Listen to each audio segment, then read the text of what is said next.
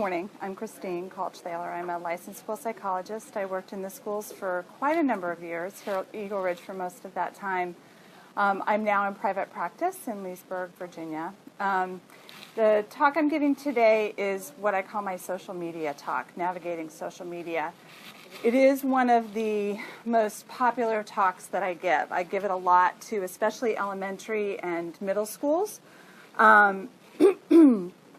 For all the obvious reasons, right? Social media is such a big issue with our kids, and as parents, we're trying to figure out how to navigate it ourselves and then how to guide our kids on how to navigate it. So I'm going to talk a little bit about that. I'm going to talk a little bit about cyberbullying and some of the things to keep an eye out for as parents.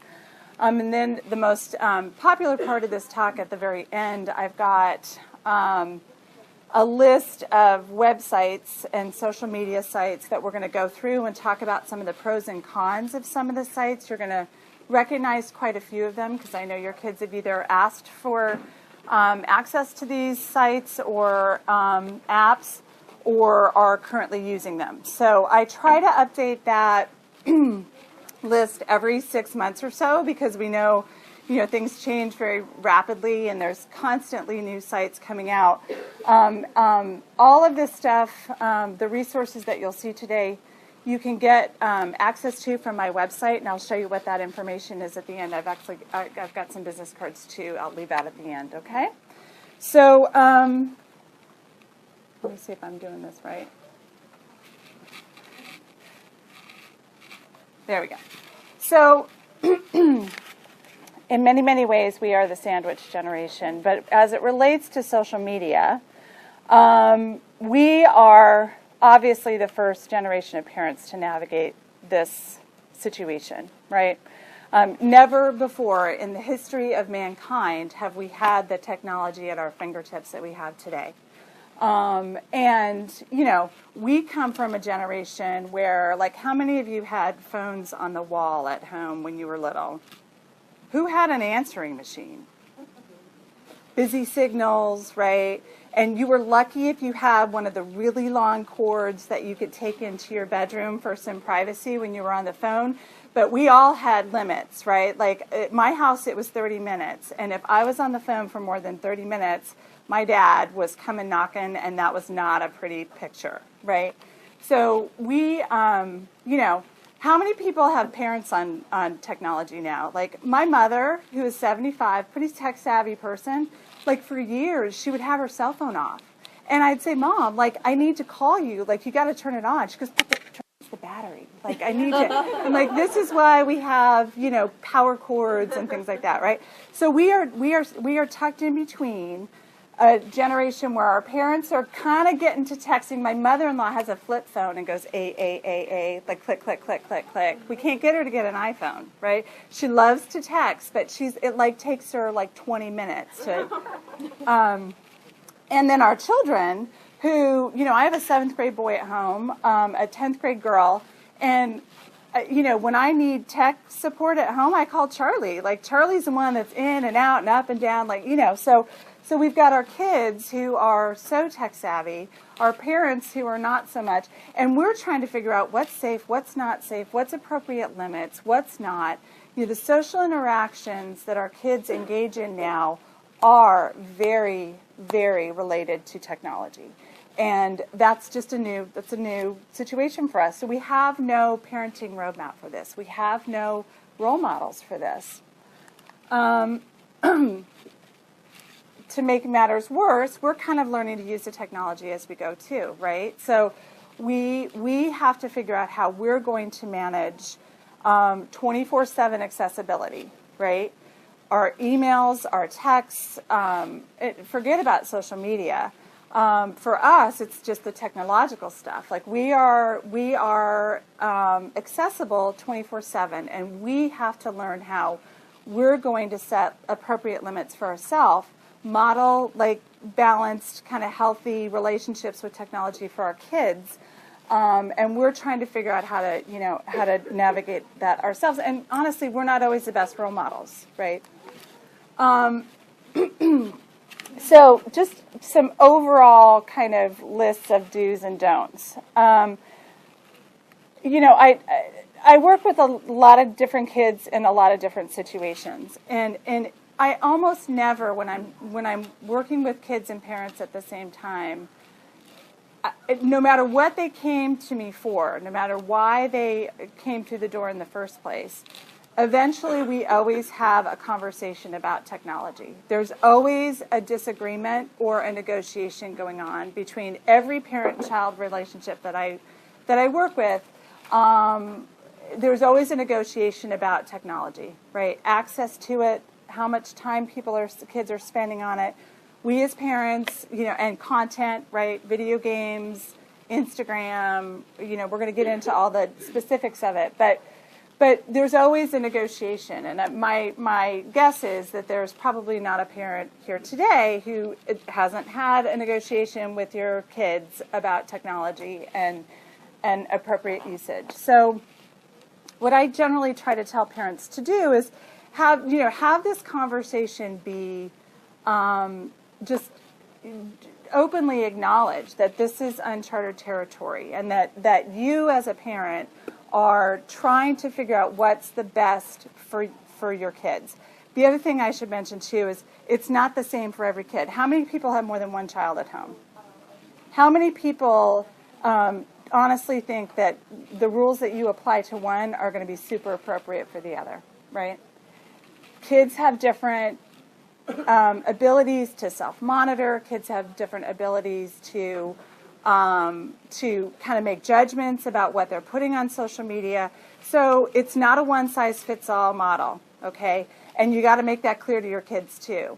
It also is related to age, right? My 10th grader has different, you know, she needs different rules surrounding her technology than my 7th grade boy, right?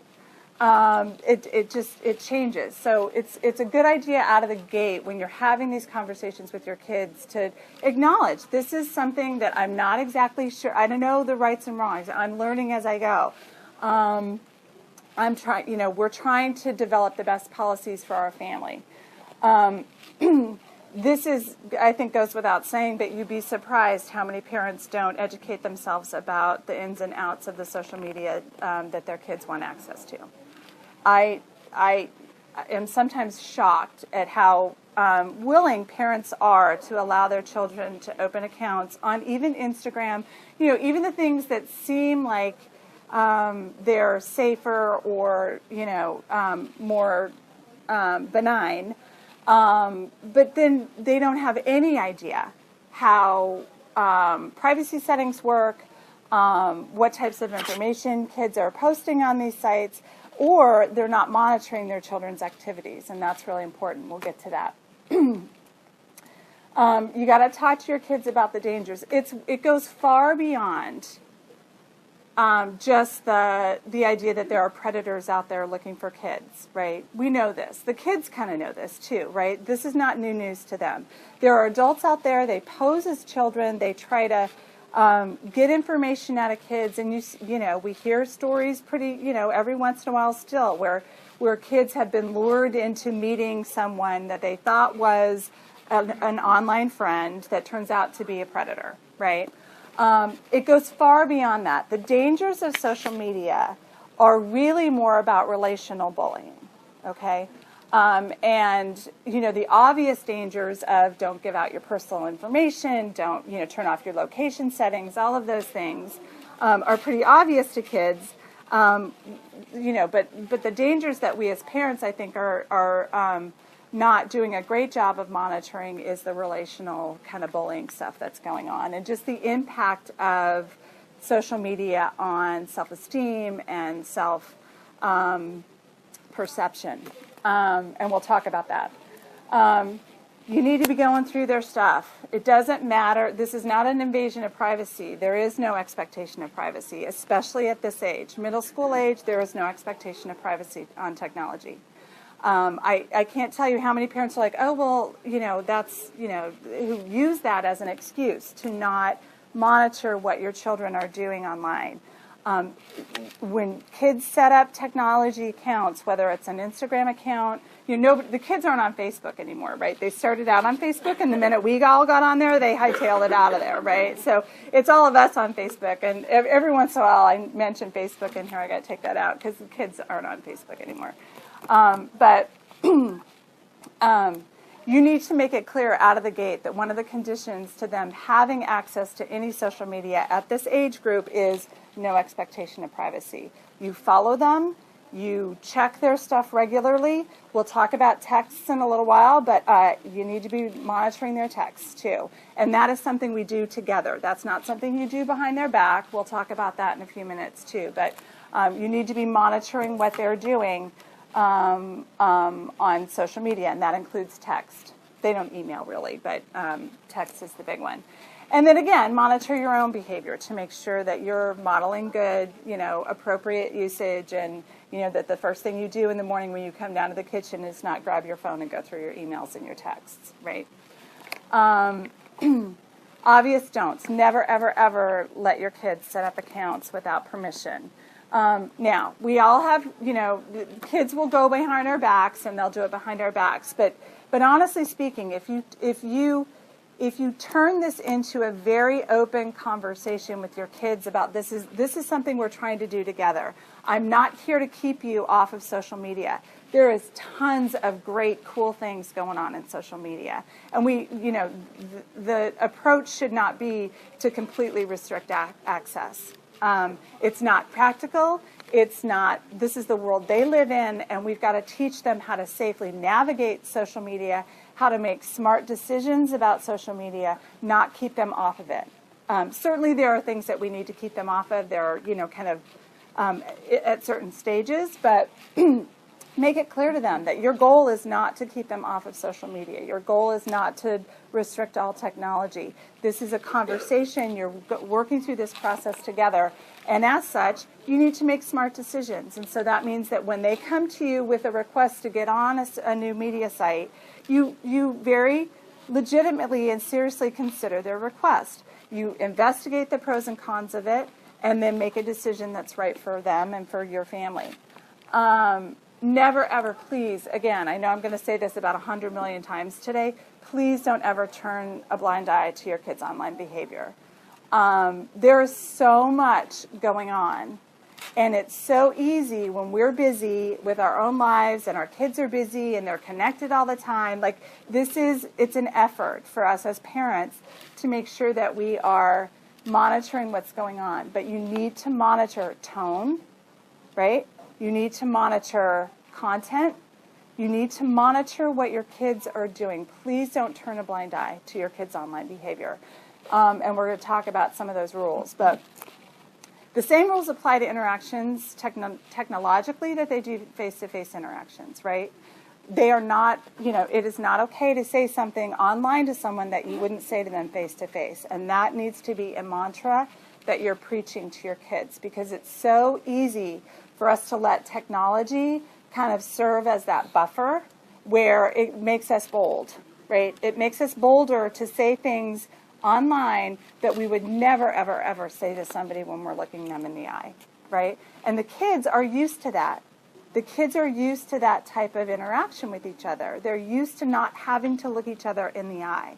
So it's really important that we absolutely monitor what they're saying, and when something happens, if it's a punishable offense, then punish it. But really, more than anything else, you need to be having a conversation with your kids about what's right and what was wrong about what they did, right? We'll talk about that a little bit when we talk about monitoring texts. But I am a huge fan of every once in a while, every kid's different, so sometimes you might have to do this frequently, but certainly when your kids first have access to text messaging, you need to be doing it regularly. You sit down, say, okay, let's go through your texts. You go through the conversations, and you point out to them, hey, do you see how the tone of this text might have come across as rude, mean, not kind, whatever? Do you see how that, if you had said it this way, it would have been a better way to communicate that thought? It's not you're in trouble because you're not doing it right. It's hey, let's go through it and let me show you what was inappropriate, and then describe to you what would have been appropriate instead. Does that make sense?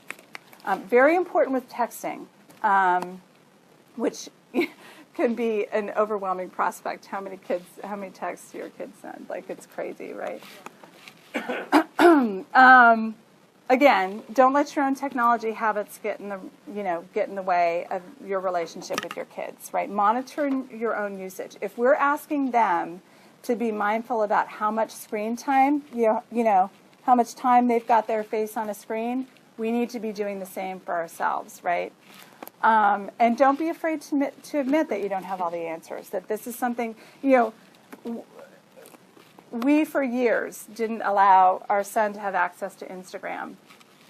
These guys know my son for over all of his life, so they giggle when I talk about it because, he's a 7th grade boy. Charlie doesn't have all the best judgment in the world, So we had to keep him off of Instagram. So when he went to middle school, they had a big presentation about technology, and the entire 6th grade class was in there, and he and one other kid were the only kids that didn't have an Instagram account. He comes home from school that day, he's like, Mom, I'm totally embarrassed, I'm the only guy that doesn't, right? And for the longest time, we were just like, no, you can't have it, you can't have it. And all of a sudden that made me realize, listen, we need to give him access, but we need to monitor and teach him how to use it. He was a social pariah for a couple weeks in 6th grade. That's a shock, isn't it? He has recovered, yes. He has recovered. He bounces back, that Charlie K. Let's just talk a little bit about cyberbullying. Every once in a while in the media we get news of something really horrific happening. Somebody's been pushed to drastic measures due to cyberbullying. And that certainly does happen every once in a while. But there is a low-grade level of cyberbullying that goes on. And it's not because kids are wanting to hurt other kids, right? I truly believe that the low-grade cyberbullying that happens in every middle school across this country is not because kids are bad. It's because they are left to their own devices on technology and not being taught kind of the nuances of relationships on technology. Now, when you couple that with, kind of the tendency in middle school for kids to be mean to other kids, again, it's not because they're bad kids. It's because this is part of the developmental arc, right? The social relationships in middle school can have a little bit more of an edge to them than they have at other times in life, especially, even elementary or high school. So when you put that all together, that kind of low-level cyberbullying is going on, and it's not just like kids making mean statements towards each other or kind of pushing buttons. It's sometimes about social, public embarrassment, shaming, right? And it's also the flip side of that, where it's not necessarily shaming is going on, but kids are looking online and seeing that everyone's, all the selfies, and here's this group over here doing this, and we're living the dream, and kids are looking at that and feeling really bad about themselves because they weren't involved or invited, okay? So there's a number of good articles, and I think they're on my website. If not, I've been meaning to put them up. But anyway, there's a number of good articles about, the impact of just self-esteem and that sort of thing.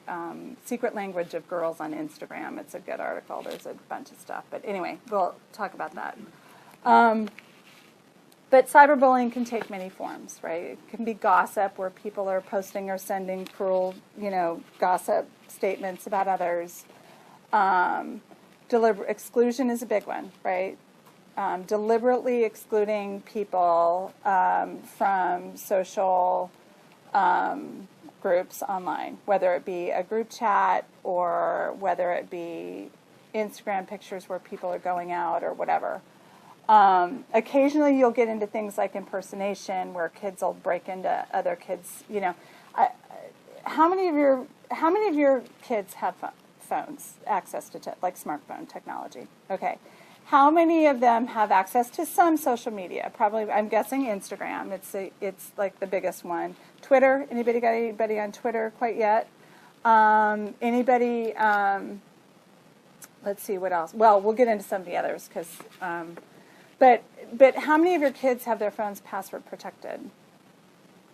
Okay. How many of your kids, when they're all riding around in the back of your car and you're driving to sports and activities, that they're all like, oh, what's your password? And they're all like trying to get each other's passwords, not because they're trying to do something nefarious, but they're just, hey, what's your password, right? So there's a constant exchange of passwords, right? So you got to talk to your kids about that, right? It's, again, kids aren't bad by nature. They're not in there trying to do horrible things, but they don't have the best judgment at 13. So they may go on, get their friend's password, take some inappropriate pictures on somebody else's phone, and either post them or not post them. But they're, you've got to touch your kids about passwords and keeping their phones protected, even from their friends. And so if they give their password to a friend, change it every so often. You know what I mean? Like, it's just have them be aware that it's important to kind of keep their technology safe. Some of the more obvious and serious instances of cyberbullying are the harassment and the stalking. Flaming is where you kind of start online fights.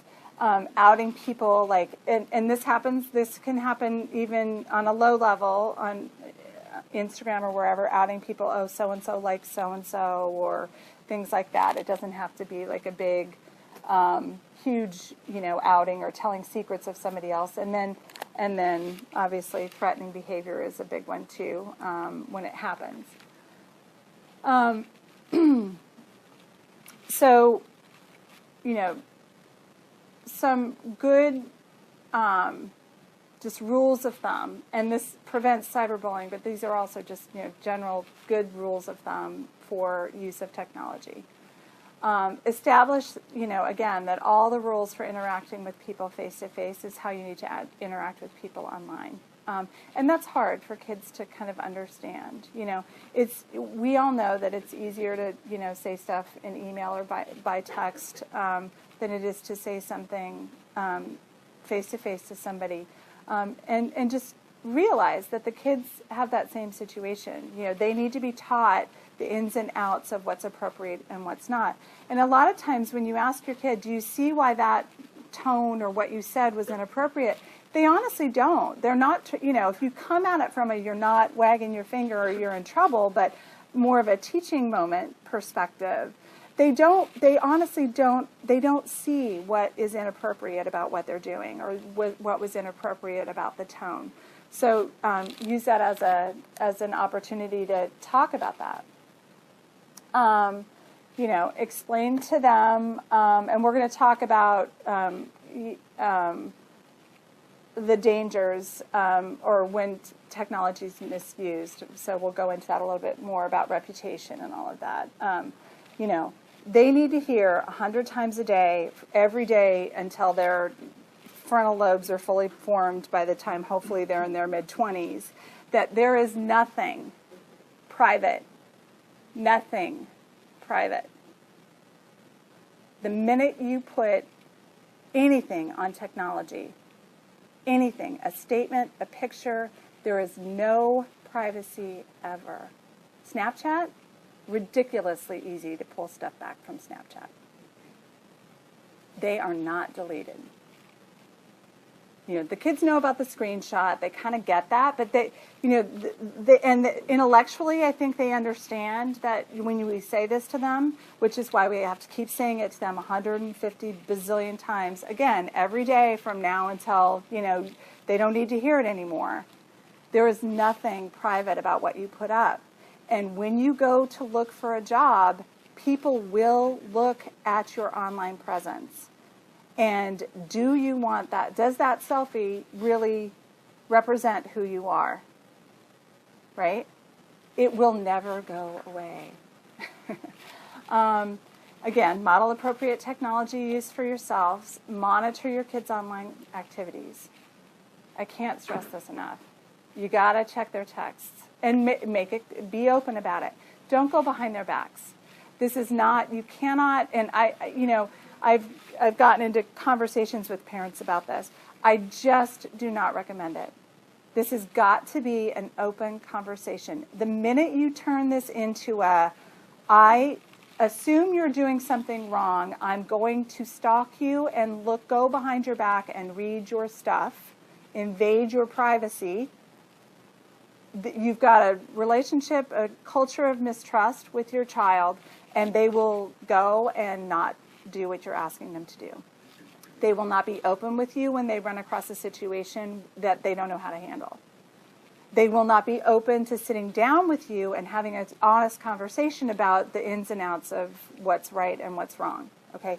Please, use this as an opportunity to develop a team-based approach where you listen to your child, you understand where they're coming from, even though sometimes you're going to say no.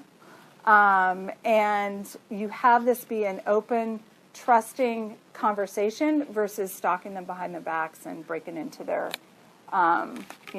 you follow them wherever they are, right? So if they're on Instagram, if they're on Twitter, you're one of their friends or you're a follower or whatever the terminology is for the app. Hold them accountable for what they do and say. And again, it doesn't have to be you're grounded or you lose your technology for a week. It can be if there's something like egregiously inappropriate. Please have there be a consequence. But if it's just a matter of poor judgment, then talk to them about the poor judgment. Talk to them about what they could have done differently, right? They don't have the best judgment in the world. We cannot expect them to exercise perfect judgment when they don't have it yet.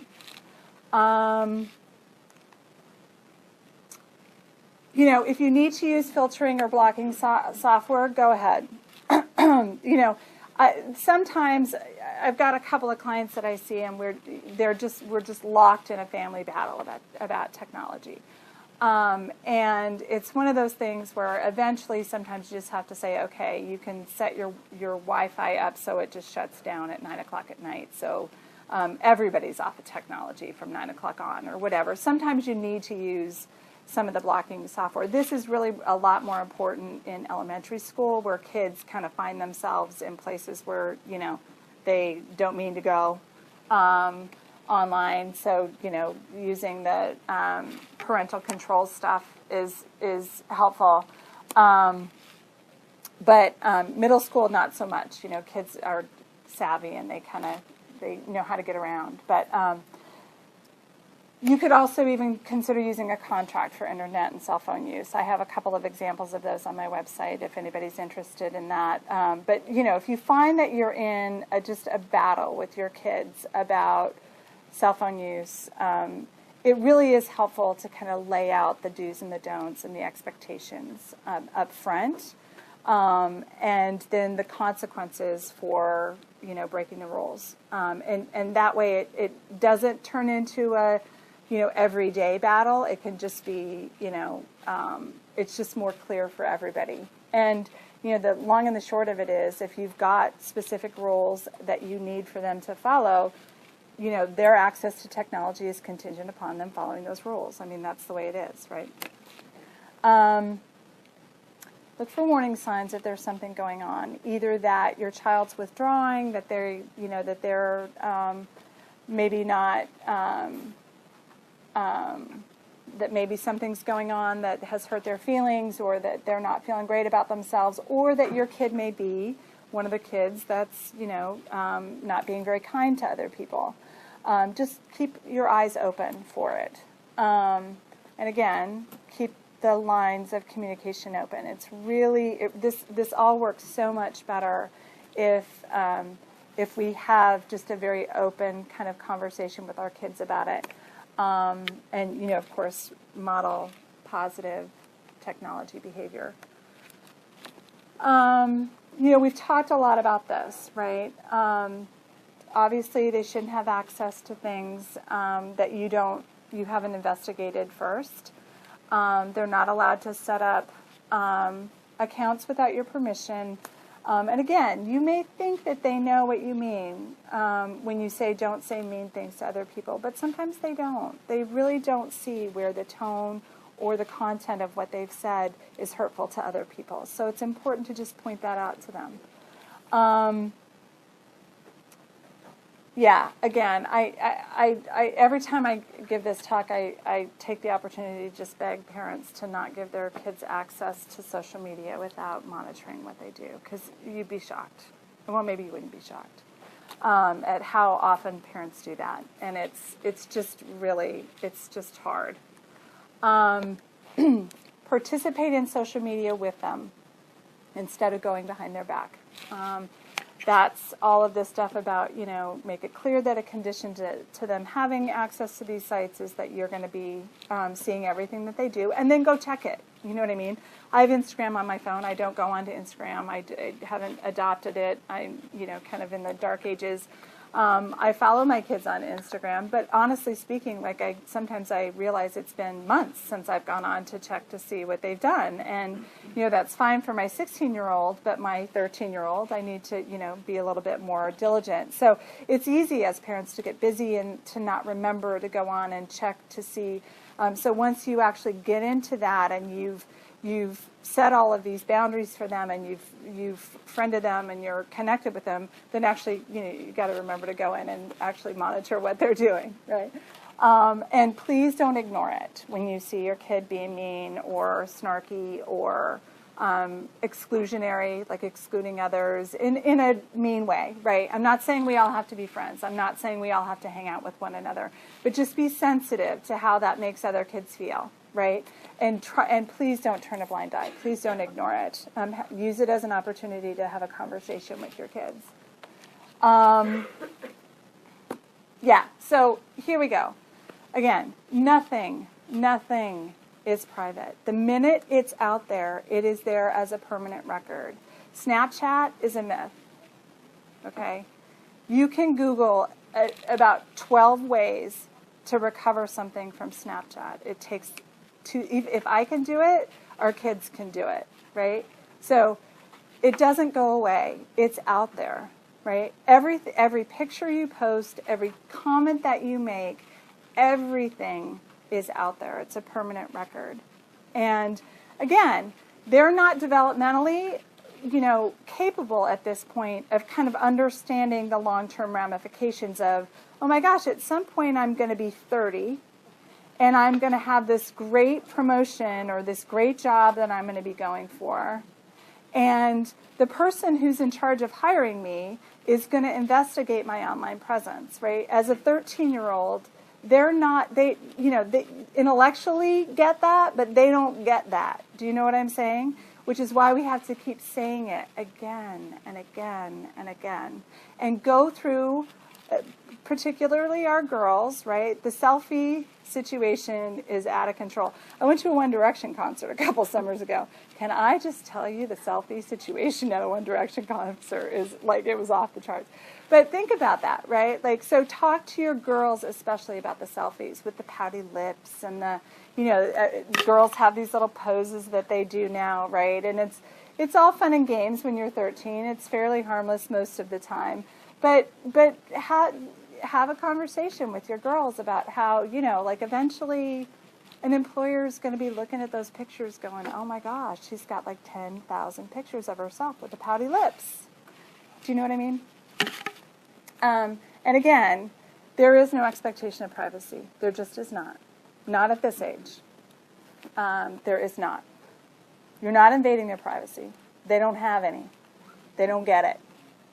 It's not okay. Okay? And they get it too, right? They get that everything can be forwarded. They get that screenshots are out there. But again, they don't really fully understand the ramifications of that. And everything can be used. Everything can be used out of context, right? Comments can be used out of context. Pictures can be used out of context. Pictures can be cropped. Pictures can be doctored. And if you need to, show them how easy it is to do that. Educate yourself about it and show them how easy it is to take something that was totally innocent that they posted on one of their accounts and then, doctor it, change it, show them how easy that is. Again, there we go. All right. So now for the fun part. This is somewhat hard to read from here, but again, there's a copy of this on my website, and at the end I'll give you the address so you can go on and print it out for yourself. This is probably about 4 or 5 months old at this point. I haven't updated it for a little while, so there may be some new things. I actually haven't even touched. My 16-year-old is the one that I usually go to for advice on what's new out there. But if you guys have sites or know of sites that I have not covered here, let's please bring them up because I'd like to hear about them. So Twitter, very popular site, especially with the high schoolers. Tons of awesome things going on Twitter. My daughter has teachers who tweet out to the students. She plays volleyball, so all of her coaches tweet out. There's like lots of great stuff going on Twitter, right?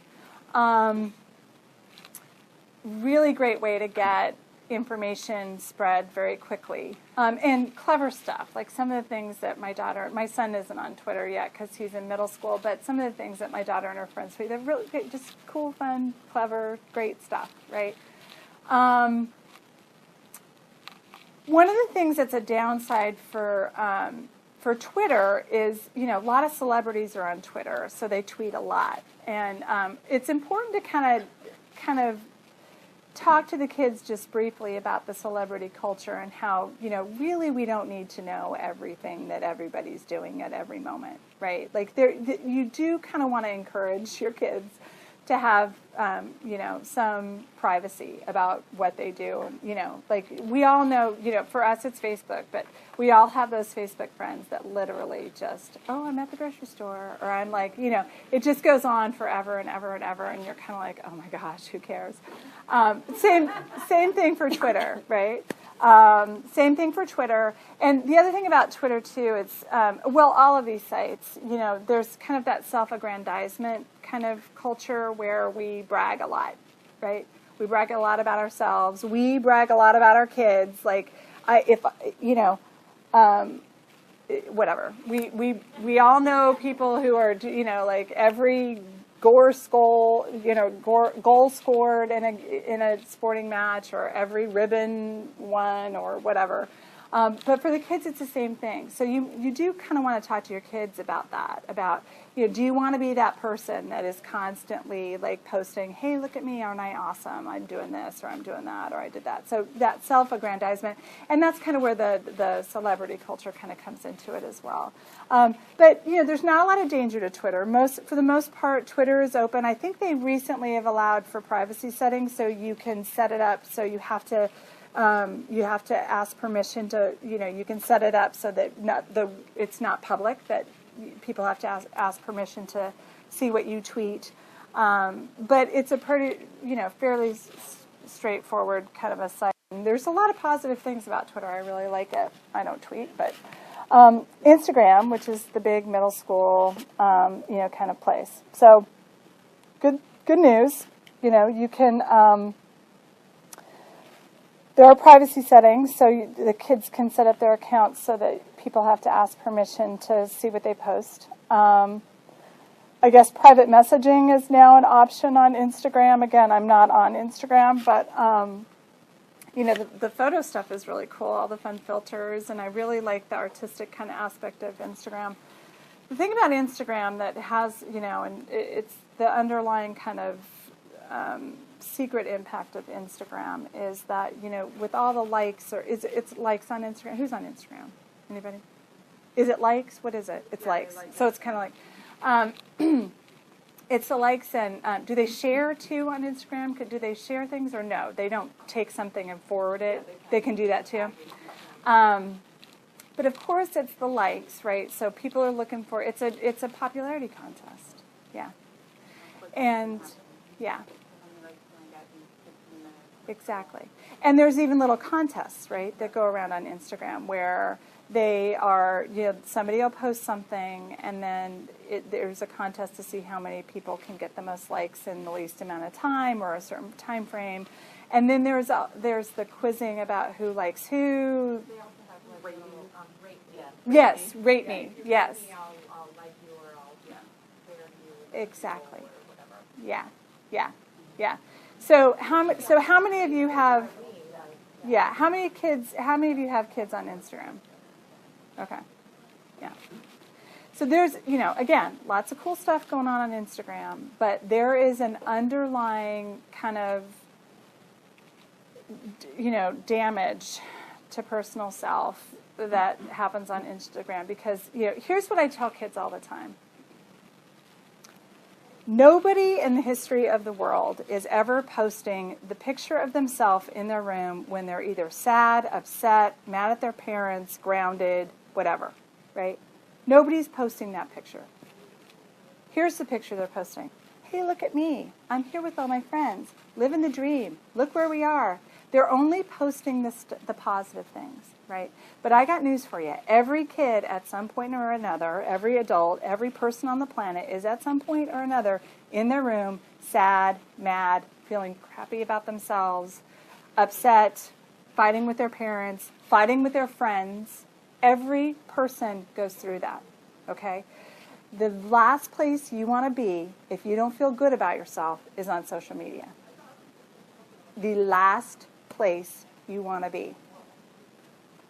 Because it's only going to make you feel worse about yourself. Because all you're going to see is a super shiny, hey, look at me, I'm all having fun, and I got all these friends, and I'm super popular, and I have all these things going on in my life. That's all you're going to see, and it's going to make you feel worse about your life at that moment in time. Okay? So if your kid's upset about something, if your kid's in a fight with a friend, if your kid's having a bad day, they need to hand over their phone. Not because they're in trouble, but because the last place they need to be is on social media. Okay? And explain to them why that is, right? Explain to them why that is.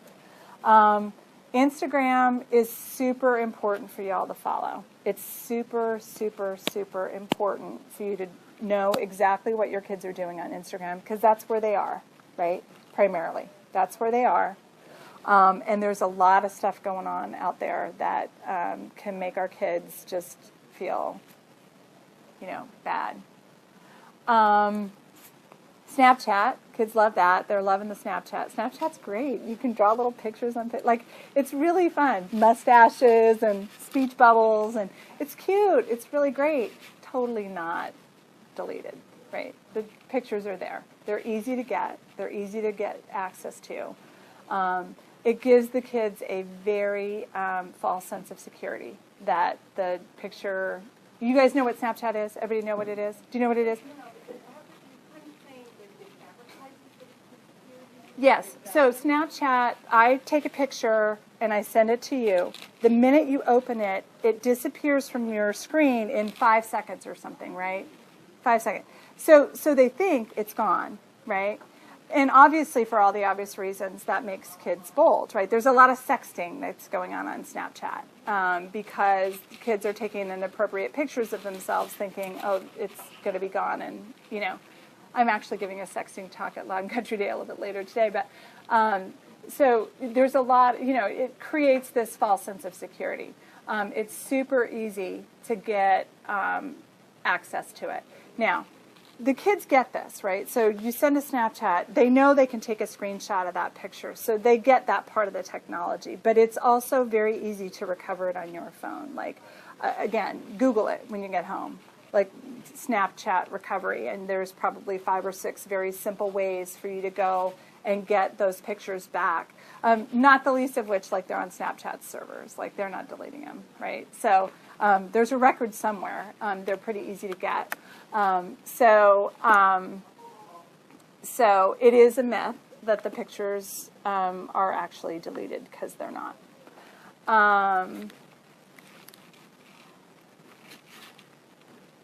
Tumblr. So Tumblr is and this is really more for the high school kids. Did anybody have high schoolers at home? Okay. So Tumblr is, most middle schoolers aren't really on Tumblr, but it's a cross between a blog and Twitter. You can stream stuff, you can do videos and clips. It's kind of fun. There's, the kids don't use it a huge amount. At least my daughter and her friends don't. But sometimes they do for like just fun things, or they'll do it even for school. Pornography is super easy to find on Tumblr because there's a video aspect to it. So you don't have to dig very hard. There are some privacy settings to Tumblr, but they're not as straightforward as others, so it's a bit harder to navigate. My recommendation for Tumblr is if you've got a kid who's got really good judgment, there are some, kind of fun things that they can do. I would not recommend it for middle schoolers. High school kids, if you've got a high schooler that's got really good judgment, there's some kind of fun things. What time is it? Oh my gosh, we got to go faster. Okay, let's go to the ones. You don't care about these. Winello, Vine. Vine is another little video sharing app. It's kind of fun. They're small. It's kind of like video sharing, it's like Twitter. It's really short. It's only like 5 seconds long. And there's kids create some funny vines. Those are kind of fun. Let's get to, okay, here are some ones that you might have heard about. Kik Messenger, Yik Yak, Ask FM. Anybody heard about any of these? Okay, no. Just no. No to all three.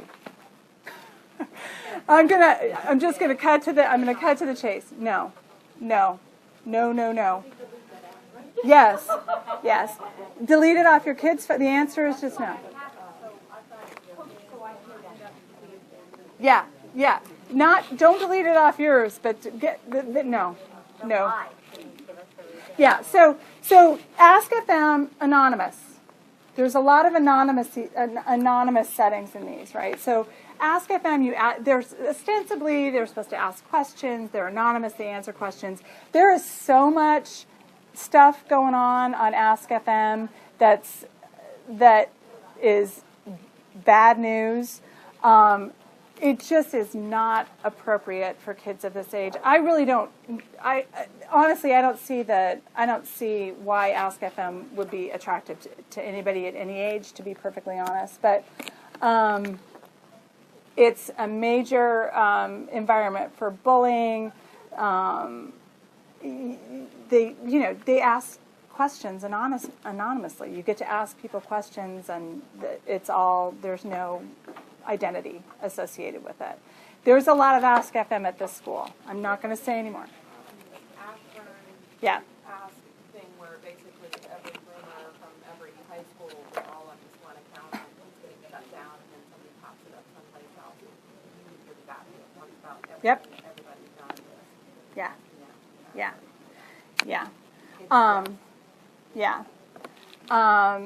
Kik is another thing too. Like a lot of times, kids will use Instagram as a gateway to Kik, and Kik they'll give their Kik usernames or whatever on Instagram and come follow me over on Kik. There are some people. Kik, I think, is an environment where predators kind of lurk. It's easy for people to find locations and identity information on Kik. And the kids, I'm not exactly sure what they're doing over there that's different than Instagram. There's a lot of times where they'll go over there. It's like a free texting app, essentially. So some kids are using. They can pull people in the conversation. So if you and I are in a conversation, I can invite her into it. You might not know who she is. Right. You can text you whatever pictures, and then you can get kind of It's all these people in it, and you don't know who they are. people in the conversation. Right. It's like a free texting app, right? Like so for kids who maybe don't have access to text on their phone, Kik is a way to get around it. When someone does not have unlimited text, Yeah. they can use this app to text them. Yeah, right. Because it used to be. So, again, not a great place. If you're going to pick one of these to get rid of, I would get rid of Ask FM, but monitor what's going on. And then Yik Yak is location aware. It will pinpoint exactly where you are. Yik Yak, it's easy. it shows like who's on Yik Yak and within a 5-mile radius or whatever. So if your kid's in their room and they're on Yik Yak, there's location implications to Yik Yak. And then the rest of them, again, this is all up on my website. Let me get to that part. These are things that your kids probably aren't. Here's my website, childpsychservices.net. I'll put out some cards here. You can take it with you. So there's a bunch of this stuff up there, and certainly this list of the apps that we were just going over. If you have any more questions, there's more detail in there, and you're welcome to print that out. 10. I got there. Sorry, I totally lost track of time. Hi, Sharpie. Does anybody have any questions? Sites that you guys have access to or that you know about? Yes. Yeah. That's kind of a school question and a pretty question. I know, like, if I'm in my Gmail and I have a Google chat, it comes up when I'm in my Gmail account. So I know that school, like my older son is in high school and he uses his laptop all the time in high school. Mm-hmm. So he doesn't have to have his phone out. Okay. I can see my Google chat on my phone or Hangouts. It's called Hangouts. Okay. But he also sees that when he's just got his email open, it'll pop up anytime his laptop is open. Which, it's a total distraction. It's really bad because it's school, but he doesn't have to have his phone out. It's right on his laptop. Right. So does the school here, are you aware that like Google Chat will come up and the Hangouts will come up? And they have groups. I know my other high schooler uses Hangouts quite a bit. They have group Hangouts that uses for homework and stuff. Mm-hmm. But like when they're at school, are we going to be monitoring Google Hangouts? High school's different, right? So at middle school, you guys are probably working on your Bring Your Own Technology program now, right? We're there. So We're kind of, this is a great frontier for us. I mean, and truly, we are one of 3 middle schools that are piloting, and that started on Monday for students. So far, we've had no issues. But if they have a Gmail account, then yes, that would be possible. What are you piloting? I'm sorry. Bring your own technology, which means all students are able to be on a device for educational purposes. Yes, all students have signed, all parents and students have signed a use contract. acceptable use policy. Yeah.